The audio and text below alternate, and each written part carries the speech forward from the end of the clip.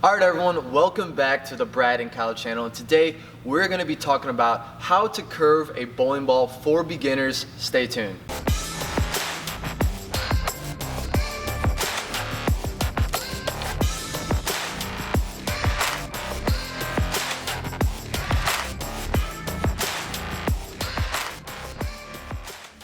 Alright everyone, so welcome back to the channel, and before we get started, we just wanted to offer you guys a free gift that will help you improve your bowling game. All you have to do is click the link in the description for more details on that. Now Brad, we're talking about curving a bowling ball for beginners. I think we need to start at something, very simplistic, very basic, the very foundation of how to curve a bowling ball. What is that? So when you look at making a ball going down the lane and making that curve, there's a reason that happens. And if you put your hand into a bowling ball, there's two parts. There's your thumb and then there's your fingers. And I think we have to be very clear that that curve comes from the fingers. Yes. It does not come from the thumb. And the goal when you're releasing the ball is you have to get your thumb out of there and then you use the fingers to come through. If the fingers and the thumb come out at the exact same time, your ball is just going to go down there like a turd. You're almost knuckling it at that point. Yep. And you notice that when you do get better at hooking a bowling ball, you're going to be feeling it more off of your fingers. So which is why we've come up with a little bit of a drill for you to learn what that feels like. Yeah, I think the more efficient we can get that thumb clearing and the fingers rotating through, the more power we're going to create on lane. That's one of the reasons you see two-handers these days. They don't have that issue of the thumb. So they're always clearing their thumb because it doesn't go in the bowling ball, and then they can just rotate through their fingers. I think another point to talk about, and this is kind of an analogy that we kind of heard as kids, is the idea of doing this and shaking someone's hand at the bottom.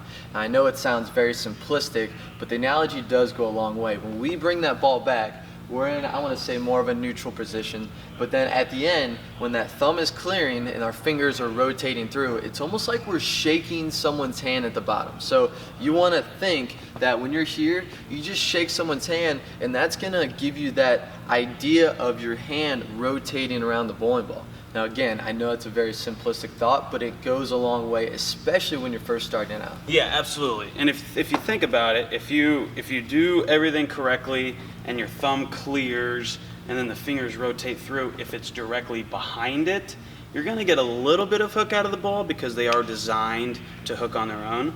But getting your hand to come around the ball a little bit will help you create that extra hook that you see the pros on TV use. Yeah, so Brad, what's a drill that we can work on? And this drill in particular is something that we don't even need the lanes. As you notice, our lanes aren't even turned on right now. Right. So explain this drill and how people can work on this on their own. And this is going to make a thud right now onto the ground. And the way I did it as a kid and the way I was taught as a kid is use your couch.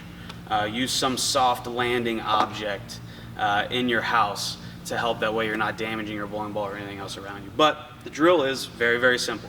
You just put your hand in the bowling ball and you kind of just take it and swing it a couple times, and then when you go to let go, I'm going to be really low to the ground right here, but when you go to let go, just make sure the thumb comes out and then you just flick through.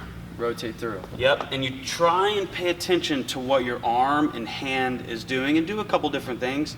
Like he said, try and shake the hand, get your hand to go around a little bit.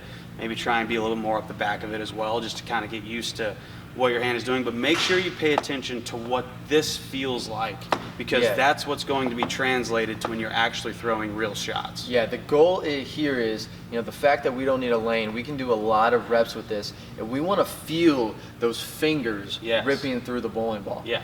And the more times we can simulate this, the better. And this drill, not only we can use to practice, but when you're warming up for competition, I like to do this a few times before I start, because I like to make sure my hand is just clearing it and I feel it off my fingers. Sometimes when we're warming up, I don't know if you guys have ever had those days where you go to throw a bowling ball and it just doesn't feel right, like you're not catching it right. Well, when I simulate this and I get that feeling of coming off my fingers, I just remember that thought, translate it to the lanes, and it helps me always have that good release that I'm looking for. Yeah, I promise you, hooking a bowling ball at the very beginning part of it is one of the hardest things to learn in bowling. But once you get the idea and the feel down of what it feels like off of your fingers, and all of a sudden you see that ball going down there and hooking again, it's almost like it's a brand new game. It's like, oh wow, that really isn't that hard.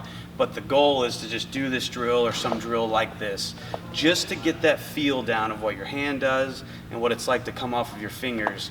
And once you can do that, it really does become a much easier game in terms of hooking the bowling ball. All right, guys, thanks for watching the video, and we want to send you guys a free gift. All you have to do is click the link in the description or the comments for more details on how to get the free gift. And make sure you like and subscribe to our channel, and make sure you follow us on Instagram, Brad and Kyle.